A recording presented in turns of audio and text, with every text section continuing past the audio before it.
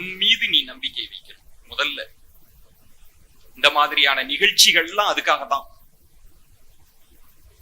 யார் எது சொன்னாலும் தூக்கி எறிஞ்சிரு. உன்னால பாஸ் பண்ண முடியாது, உனக்கு கஷ்டம், உனக்கு வராது, நீ முட்டாளு, எரும மாடு மேய்க்கதான் லாய்க்கு, என்ன சொன்னாலும் தூக்கி எறிஞ்சிரு.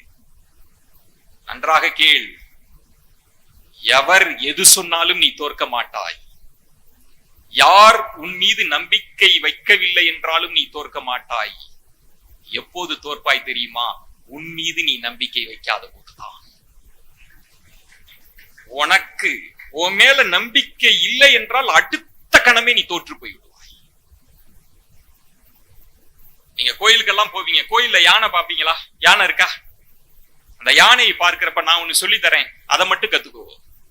அந்த யானை உனக்கு ஒரு பாடத்தை சொல்லி கொடுக்கும். கோயில் யானை இருக்குல்ல, யானை எதுல கட்டி போட்டிருப்பாங்க?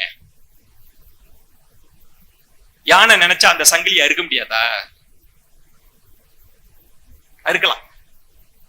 ஒரு யானை நினைச்சா ஆலமரத்தையே பிடுங்கி விசிறி எரிஞ்சிடலாம். யானைக்கு அவ்வளவு பவர் உண்டு, அவ்வளவு பெரிய ஆற்றல் மிக்கது. அப்படி சுத்தி சூக்கிய எரிஞ்சிரும் ஆற்றலோடு. ஆனா ஒரு சங்கிலியில இருக்கு, அது நினைச்சா அறுத்துட்டு போயிடலாமே. அங்குசம் வச்சிருக்கிறானே பாகன், அதுக்காக கட்டுப்பட்டு இருக்கிறதா? இல்லை. அது எங்கு கட்டுப்பட்டு இருக்கிறது, எங்கு அடிமைப்பட்டு இருக்கிறது என்றால் சங்கிலியால் அல்ல, அதனோட மனசுல, தாட் ப்ராசஸ்ல. அதை என்ன பண்ணுவாங்கன்னா, பாகன் குட்டியா இருக்கிறப்ப யானையை ஒரு கைத்த கட்டி யானையை விட்டுருவாங்க. அந்த யானை குட்டியா இருக்கிறப்ப கைத்த அறுக்க ட்ரை பண்ணும், பண்ணிட்டே இருக்கும், அறுக்க முடியாது. மறுநாள் பண்ணும், அறுக்க முடியாது. மறுநாள் பண்ணும், அறுக்க முடியாது. ஒரு கட்டத்தில் அது என்ன நினைக்கும் அப்படின்னா, இந்த கயிறை என்னால் அறுக்க முடியாது என்று அது தன்னை நம்ப தொடங்கும். நம்பிரும். குட்டியா இருந்த பிறகு இல்ல, மிகப்பெரிய யானையாக வந்த பிறகும், ஒரு ஆலமரத்தை பிடுங்கி எரியக்கூடிய ஆற்றல் வந்த பிறகும் அந்த யானை நம்பி கொண்டிருக்கும், இந்த சங்கிலியை என்னால் அறுக்க முடியாது. அந்த நம்பிக்கையை சிதைக்கிற முயற்சியில், அப்படி ஒரு அவநம்பிக்கையை விதைக்கிற முயற்சியில் பெற்றோர்களே ஒரு காலம் நீங்கள் ஈடுபட்டு விடக்கூடாது. நீ நல்லா படிக்க மாட்ட, நீ நல்லா வரமாட்ட, நீ சரியா வரமாட்ட, அப்படி என்று நீங்கள் விதைக்க விதைக்க விதைக்க தொடங்கினால் அவன் அதை நம்ப தொடங்கிடுவான். நான் திரும்பவும் சொல்றேன், பெற்றோர்களுக்கு பிள்ளைகளை கம்பேர் பண்ணாதீங்க, ஒரு நாளும் கம்பேர் பண்ணாதீங்க. கம்பேரிசன் குழந்தைகளை சிதைத்து விடும். அவன்கிட்ட இருக்கிற அந்த திறமையை கண்டுபிடியுங்கள், அந்த விதைக்குள் இருக்கிற விருட்சத்தை கண்டுபிடியுங்கள். கம்பேர் பண்ணாதீங்க. நான் கிண்டலா பேரண்ட்ஸுக்காக சொல்றேன். நான் வேலை பார்த்த இடத்துல குழந்தை இல்ல, என் ஃப்ரெண்டு ஒருத்தருக்கு பெரிய வசதியானவர், அவங்க ஒய்ஃபும் பெரிய வசதியானவங்க, ஆனா குழந்தை இல்லை. அவரு டெய்லி வருத்தப்படுவா, குழந்தை இல்ல குழந்தை இல்ல. அவர் சொல்லுவார், நிறைய பட்டு புடவை இருக்கு, ஒரு கல்யாண காட்சிக்கு வரமாட்டா, அவ்வளவு கார் இருக்கு, ஃபங்க்ஷனுக்கு வரமாட்டா, ஒரு குழந்தை இல்ல. இப்ப நாங்கெல்லாம் ஒரு முடிவு பண்ணோம், ஒரு குழந்தையை தத்து எடுக்கலாம் அப்படின்னு. அதனால போய் தத்து எடுக்கிறது குழந்தையெல்லாம் பார்த்தாச்சு தாம்பரத்துல. அவர் ஓகே, என் ஒய்ஃபு கிட்ட கேட்டுட்டு வந்து சொல்றேன் அப்படின்னு போனவர் தான் வரவே இல்லை. அப்புறம் ரொம்ப நாள் கழிச்சு கேட்டோம், என்னம்மா தத்து எடுக்கலாமா அப்படின்றதுக்கு. அவர் சொன்னார், இல்லைங்க, என் ஒய்ஃபு ஒத்துக்கல, என் சொந்தக்காரவங்களும் ஒத்துக்கல. ஏன், என்னங்க? இல்ல தப்பா நினைக்காதீங்க, நான் அந்த குழந்தைக்கு எவ்வளவு வேணாலும் டொனேஷன் எல்லாம் தரேன், ஆனா தத்து வேண்டாம். என்னங்க? இல்ல, பிறக்கிற குழந்தை இருக்கு, அந்த குழந்தை நம்ம ரத்தமா இருக்கணும், என் குழந்தையா இருக்கணும். 1000 தான் இருந்தாலும் இது பரத்தி தானே, அது எங்கோ வந்துரும்ல அப்படின்னாரு. அண்டர்ஸ்டாண்ட் தான். மனுஷ மனம் அப்படிதான் யோசிக்கும், தப்பு கிடையாதுல்ல. நம்ம பிள்ளையா இருக்கணும்னு யோசிக்கிற தப்பு இல்லை இல்ல. சரின்னு விட்டுட்டோம். அப்புறம் அவர் ட்ரீட்மெண்ட் அதெல்லாம் போய் அவருக்கு ஒரு நல்ல ஆம்பளை பிள்ளையே பிறந்துட்டான். யோசிச்சு பாருங்க, அவ்வளவு சொத்து, அவ்வளவு காலம் தவம் இருந்து ஒரு வரம் கிடைச்ச மாதிரி ஒரு ஆம்பளை பிள்ளை. நாங்க கொஞ்ச நாள் கழிச்சு அவனை போய் பார்க்கலாமேன்னு போனா, அவன் ஸ்கூல் போயிட்டு இருப்பான், ஒரு எல்கேஜியோ யூகேஜியோ. நாங்க பார்க்க போறோம் ரொம்ப நாள் கழிச்சு. சார், நீங்க நம்ப மாட்டீங்க, அங்க போறோம், அவனை போட்டு அடி அடின்னு அடிச்சுக்கிட்டு இருக்கிறாரு காலில். என்னையா அது அப்படின்னு, பக்கத்து வீட்டு ரமேஷ் அப்படின்னு போட்டு அடிக்கிறாப்ல. பக்கத்து வீட்டு ரமேஷ் எப்படி ரைம்ஸ் சொல்றான் அடிக்கிறாரு. நான் போய் கிட்ட ஏங்க யோ ஏன் அடிக்கிற அப்படின்னு, யோ இவன் பிறந்ததுக்கு பிறகாமலே இருக்கலாம் ஐயா.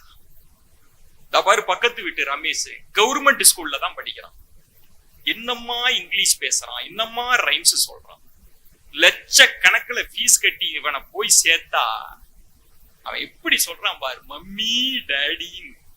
இவனும் தான் இருக்கானே அப்படின்னு போட்டு சாத்துன்னு சாத்திட்டு இருக்காரு.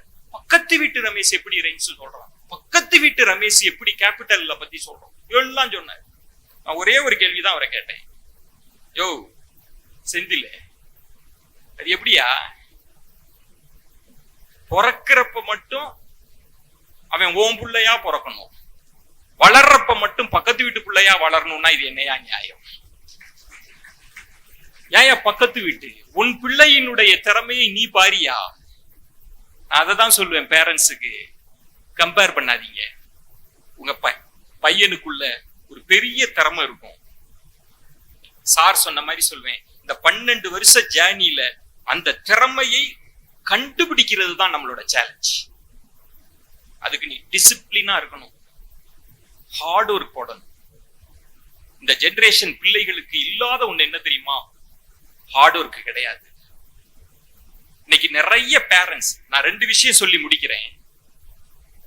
நிறைய பேரண்ட்ஸ் சொல்ற கம்ப்ளைண்ட் என்ன தெரியுமா? கொஞ்சம் கவனமா கேளுங்க, ஒரு 5 நிமிஷத்துல முடிக்க போறேன். நீங்க கவனமா கேக்குறீங்கன்னா எனக்கு ரெஸ்பான்ஸ் ஃபீட்பேக் கிடைக்கணும், அப்படின்னா தான் நான் பேசுவேன். கவனமா கேக்குறீங்கன்னு எப்படி சொல்லுவீங்க? கைத்தட்டல் மூலமா சொன்னீங்கன்னா தான் எனக்கு தெரியும்.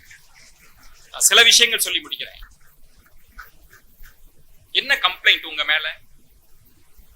காலையில் எந்திரிக்க மாட்டோம், எந்திரிக்கிறதே கிடையாது. 5 மணிக்கு அலாரம் வைக்க வேண்டியது, அம்மா 4:30க்கு எந்திரிச்சிருவா. டேய் ஏந்தர்றா அம்மா 10 நிமிஷம்மா, டேய் ஏந்தர்றா அம்மா 5 நிமிஷம்மா, டேய் ஏந்தர்றா அப்படின்னு சொல்லிட்டு அம்மா தூங்கிடுறா. இவன் 8:30 மணிக்கு தான் எந்திரிக்கிறான். ஆடோர் கிடையாது, காலையில எந்திரிக்கிறது கிடையாது. அதை தாண்டி உங்களுக்கு இருக்கிற பெரிய பிரச்சனை உங்களுக்கு சொல்றேன், மொபைல் போன் பெரிய பெரிய சவாலாக மாறி இருக்கிறது. மொபைல் போன் உன் நேரத்தை தீர்த்து கொண்டிருக்கிறது மொபைல் போன். இப்ப சார் சொன்னாங்கல்ல ஏஐ பத்தி, நான் மீடியாக்குள்ள இருக்கிறேன், நீ மொபைல் போன் வச்சிருக்கிற, நீ என்ன நினைப்ப? சும்மா ஒரு ரீல் பார்த்துட்டு அப்படி வச்சிடலாம், அம்மா ஒரு 10 நிமிஷம் பார்த்துட்டு நான் போனை வச்சிடறேம்மா அப்படின்னு சொல்லி நீ பார்க்க ஆரம்பிப்ப. சும்மா ஒரு ஏர்டெல் சூப்பர் சிங்கர் பாக்குற அப்படின்னா உன் ரசனைக்கேற்ற வீடியோ அப்படியே வந்துகிட்டே இருக்கும், சாரபாம்பு வர மாதிரி வந்துட்டே இருக்கும். இதான் வைப்போம் அப்படின்னு நினைப்ப, அப்படியே 1 மணி நேரம் 2 மணி நேரம் இரவு கண் விழிச்சு பாக்குறாங்க பசங்க. பெற்றோர்கள் செய்யற பெரிய தப்பு என்ன தெரியுங்களா? நம்மள்ட்ட காசு இருக்கு, ஒரு புள்ள தான் இருக்கிறான், நம்மள்ட்ட ஓரளவுக்கு அஃபோர்டபுளா இருக்கு, காஸ்ட்லி மொபைல் வாங்கி கொடுக்குறீங்க. காஸ்ட்லி மொபைலினுடைய தன்மை என்ன? அவ்வளவு கிளாரிட்டி, அவ்வளவு பிரைட்னஸோட கொடுக்குது. ஒரு சாதாரண ஒளியில் பார்ப்பதை விட பல மடங்கு பிரைட்னஸோட அது கொடுக்குது. நைட்டு பையன் பார்த்துட்டு இருக்கான், சின்ன குழந்தைங்க மொபைல் பார்த்துட்டு இருக்கு, வெளிச்சம் அதனோட அந்த டிஸ்பிளே கண்ணுல அடிக்குது, மூளையில போய் தாக்கிட்டு இருக்கு. தூக்கமின்மை. சமீபத்தில் வந்திருக்கிற மருத்துவ ஆய்வு, குழந்தைகள் தூக்கமின்மையால் அவதிப்படுகிறார்கள். அது எங்க போய் முடியுது? கவனச்சிதறலில் போய் முடிகிறது. உங்களுக்கு தெரியாது, பையன் மொபைல் வாங்கி கொடுத்திருப்பீங்க, அவன் கான்சென்ட்ரேஷன் மிஸ் ஆயிட்டு இருக்கும், கண்டுபிடிக்க முடியாது, நல்லா படிச்சிட்டு இருந்தானே அப்படின்னு. சங்கர நேத்ராலயா சேர்மன் சொன்னார், ஒரு 5 ஆண்டுகளுக்கு பிறகுன்னா அவனுக்கு அவுட் ஆஃப் போக்கஸ்ல தெரிய ஆரம்பிக்கும். அவன் சொல்ல மாட்டான், போர்டு பார்க்க முடியாது, படிச்சா ஏதோ ஒண்ணு டிஸ்டர்பன்ஸா இருந்துட்டு இருக்கும், கண்ணாடி போட்ட பிறகுதான் சரியாகும். நீ மொபைல் பார்த்துட்டே இருக்க, நீங்க வாங்கி கொடுக்குறீங்க. நான் பேரண்ட்ஸுக்கு சொல்லுவது, 12ஆம் வகுப்பு முடிகிற வரைக்கும் நீங்க மொபைல் எல்லாம் அவன்கிட்ட இதெல்லாம் தனிச்செல்லாம் வைக்க முடியாது, ஆனால் ஒரு ரெகுலேஷன் கொண்டு வாங்க. மொபைல் போன் ரெகுலேஷன் 1/2 மணி நேரம் நான் கொடுக்குறேன், பாரு, நல்ல பாட்டு பாரு, நல்ல டான்ஸ் பாரு, ஓகே, ஹால்ல உட்காந்து பாரு. எத்தனை பேரண்ட்ஸ் செய்யறோம்? ஹால்ல உட்காந்து மொபைல் பாரு. அதுக்கு பிறகு என்கிட்ட கொடுத்துட்டு போய் படுக்க போ. நாமும் அந்த வயதை கடந்தவர்கள் தான். தனி ரூம். முன்பெல்லாம் ஒரே ஹால் தான், எல்லாரும் ஒன்னா படுத்திருப்போம். இன்னைக்கு பிரைவசி, ஆளுக்கு தனி ரூம் போட்டு கொடுக்கிறோம், மொபைல் போன் கொடுக்கிறோம். சின்ன வயசு, அவனோட ஏஜ ஏஐ கண்டுபிடிச்சாலே போதும், அவ்வளவு ஆபாச படங்கள் வரும். பொம்பளை பிள்ளைங்களுக்கு சொல்றேன், உங்கள் புகைப்படங்களை தேவையில்லாமல் போய் Facebookல பதிவேற்றாதீர்கள். அதுக்கு நேரத்தை செலவழிக்காதீர்கள். உங்கள் புகைப்படம் எங்கோ ஒரு இடத்தில் ஸ்டோர் ஆயிட்டே இருக்கு. நாளைக்கு ஏஐனுடைய மிகப்பெரிய அச்சுறுத்தல் என்ன தெரியுமா? சாருக்கு தெரியாது இல்ல, எது ஒரிஜினல் எது டூப்ளிகேட்னு தெரியாத அளவுக்கு வந்துருச்சு. பல பெண்கள் ஆபாச புகைப்படத்தை பார்த்து தற்கொலை செஞ்சுக்கிறாங்க. என்ன நடக்கும் தெரியல. Be careful. கேட்ஜெட் கிட்ட ரொம்ப கேர்ஃபுல்லா இருக்கு. தேவையற்ற முகமற்ற நண்பர்களோடு தொலைபேசியில் உரையாடாதே. எவனோ ஒருத்தன் Facebookல லைக் போடுவான், எவனோ ஒருத்தன் சொல்லுவான் நீ அழகா இருக்குன்னு. வேண்டாம், ஆபத்து இருக்கிறது. நன்றாக தெரிந்து கொள். உன்னை ஏமாற்ற நினைப்பவன் பூங்கொத்தோடு தான் உன்னை அணுகுவான். கவனமாக இரு. உன்னை பாராட்டிட்டு தான் உன்னை நோக்கி வருவான். கவனமாக இரு.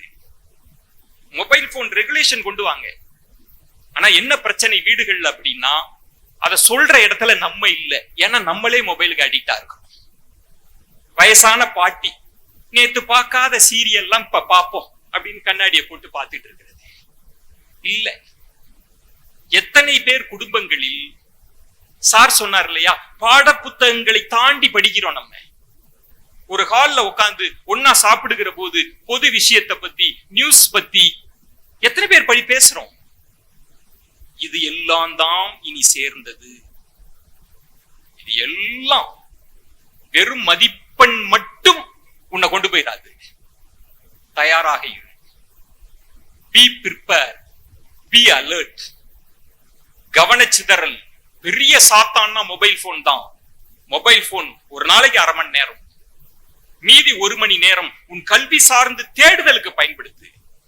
நான் பெரிய கோர்ஸ் பண்ணணும், நான் ஜெர்மன் கத்துக்கணும், அது கத்துக்கணும், அவ்வளவு வாய்ப்பு மொபைல் போன் தருது. எங்கள் தலைமுறைக்கு அந்த வாய்ப்பு இல்ல, உனக்கு இருக்கு. எப்படி நீங்க பணத்தை பீரோல போட்டு பூட்டுறீங்களோ இல்லையோ, பெற்றோர்களே மொபைல் போனை வாங்கி பூட்டிக் கொள்ளுங்கள். நைட் எல்லாம் கொடுக்க கூடாது பசங்களுக்கு. ஸ்ட்ரிக்டா ஃபாலோ பண்ணுங்க. உங்கள் மீது நம்பிக்கை வையுங்கள். பெரிய கனவு காணுங்கள். இந்த வாய்ப்பை தவற விட்டுறாதீங்க. பொன்னான வாய்ப்பு, இதுவரைக்கும் கிடைக்காத வாய்ப்பு. நீ எந்த ஜாதியில இருக்கலாம், எந்த மதமா இருக்கலாம், எந்த குடும்பத்தில் பிறந்திருக்கலாம், நகரமா, எதுவுமே கிடையாது. நீ நினைச்சா, நீ ஜெயிக்கணும்னு நினைச்சா, தேடல் இருந்தால் இந்த மொபைல் போன் உன்னை கொண்டு போகும். அந்த விழிப்புணர்வோடு இரு.